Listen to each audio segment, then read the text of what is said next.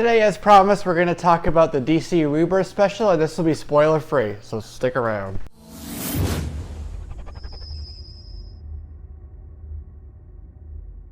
What's going on, everybody? This is Jesse here with JLSComics. Welcome back to another video. As promised, this is my review for DC Comics Rebirth Special No.1, which is right over my shoulder here.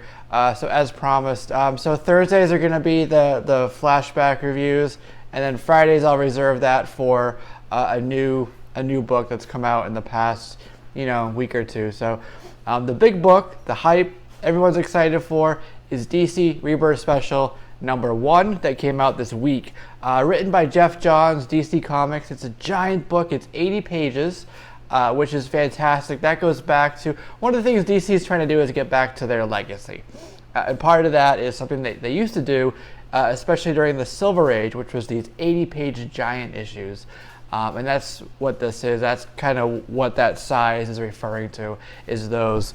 It's a $2.99 book, even though it's so thick. This is the regular cover, which I really like. In fact, I like this better than the midnight release cover. It's a wraparound cover, so pretty neat. It feels thick in my hand, like a heavy book.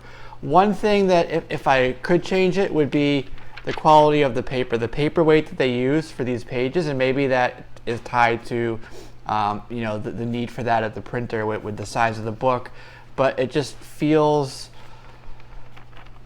light to me. It just feels like it's kind of a weak paper. The paperweight on the cover is a little bit thicker, however. So this book, it actually says on the beginning here, it says, of course there's a fire alarm. It says this takes place after Justice League 50 and Superman 52. So read those first, okay? I didn't read them. I didn't do that, but I didn't feel like I was punished for that. Like I needed to read those for this to make sense. I didn't need those to make sense. So let me get right into this. It's broken up into chapters. These are all written by Jeff Johns. And at the start, he's talking about a watch. He's talking about how it worked. Every second's a gift. And then the watch breaks and something's missing. He used to be an optimist. The watch broke. He lost his optimism. Everybody did. So it goes on, talking about that, talking about some of the deep underlying things there. He talks about, I look down at the world and know without question it's the world I love, but there's something missing. He keeps going on talking like that. And he's talking about the universe and it changing, but I can't help but imagine Jeff Johns on stage talking about the company, the state of the company, New 52, where they want to go. And it's his words in my mind. In fact, when they did their Rebirth announcement, he said something very similar about the company itself. So pretty neat. So I imagine him talking, the narrator talking, but I also imagine this being spoken in Jeff Johns' words about our universe here. So we get to meet Bruce Wayne, and he's talking about looking at the Supermans. So this is something that references back to the Superman issue there.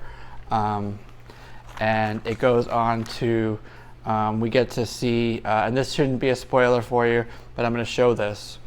There's 3 Jokers. 3 Jokers. So he's got to figure out who they are, why they are. He figured it out. Now our narrator is talking about when Darkseid died. Reality flickered. Something happened. But there was something more. There's something in this universe that's deeper than that. Something that's pulling the strings behind the string puller. The man behind the curtain. And this person is trying to figure out who that is. They need to warn people because something's happening. Something has happened. Something is about to happen. So this book refers back to some of the older things that have happened. Crisis on Infinite Earths, Darkest Day, Brightest Night, and then Flashpoint leading into New 52 is all referenced here. And it's all tied back to somebody very important. And again, I'm going to show this page. It's not Wally West. It's the Wally West, okay? He's using the Speed Force. He travels, you know, in and out of time, in and out of reality, and he's trying to figure out who this is. Who is this person behind the strings pulling things? And if you think more on a meta scale, you can think Didio, Jeff Johns, you know, the company pulling the strings, making these decisions. You know, it's kind of like reaching out into our world, some of these narrations and themes. And he reaches out to Bruce and he's like, go back and look at that letter that your father wrote you. There's something there. There's something. And it's pretty exciting. And then we get to meet, you know, it talks about Wally West and his life from a kid to when he grew up. He joined, you know, Teen Titans. You can see them here. You know, this is the Crisis on Infinite Earths reference down here. And it goes on. It talks about, like I said, the Flashpoint and everything. And he's just stuck there, and it's really neat. And then we get to see some of the other characters. You know, Thunderbolt and some other folks are in here as well. There's somebody with a ring. I'm trying to give you enough stuff to pique your interest, but not spoil things. So I hope I'm doing an okay thing with the balance there on that.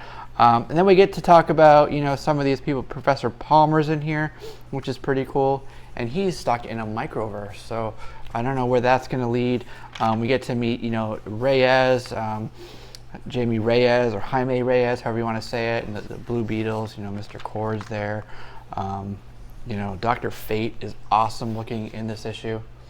So I hope we get to see more of that, you know, in the near future.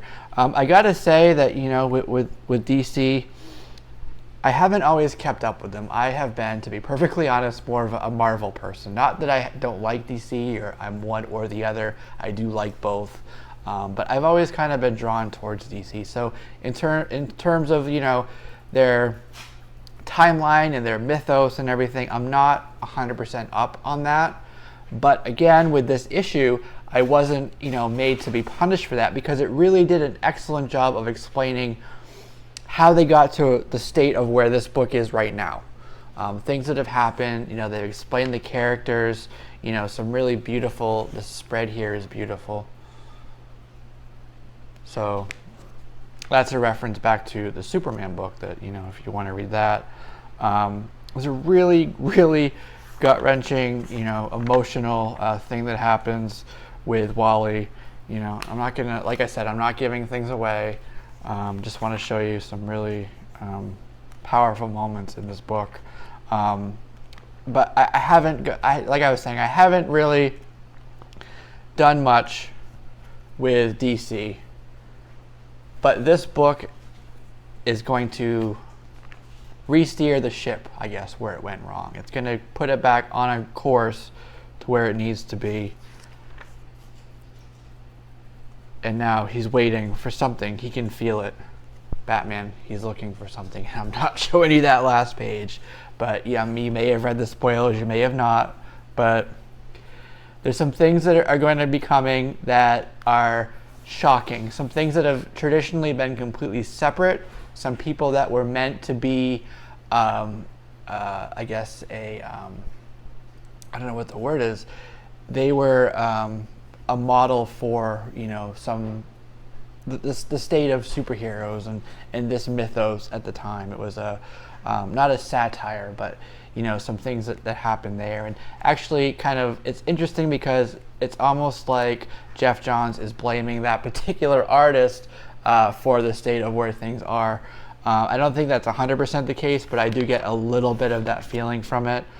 But, you know, this was fantastic. I really like this book.